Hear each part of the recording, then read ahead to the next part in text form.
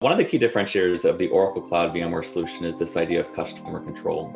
If you look at our joint customers over many years, they've optimized their Oracle and VMware environment together. The way that the Oracle applications and Oracle databases and other services run on top of vSphere, on top of vSAN, on top of NSX, and the way they manage that environment on the VMware side through vCenter. And so with the Oracle Cloud VMware solution, what we've provided to them is a completely compatible environment, a completely VMware-compatible environment running in OCI.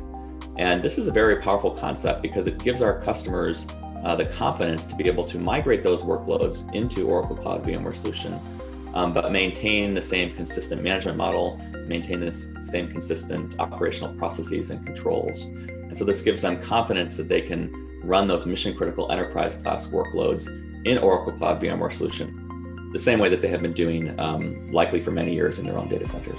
If you look at our customers, right, it's clear that it's not a one-size-fits-all situation, but at a high level, I would say there's a general theme of customers are looking to modernize, right? They want to modernize their applications, they want to modernize their infrastructure, and they want to do that to deliver new value, new services to their customers.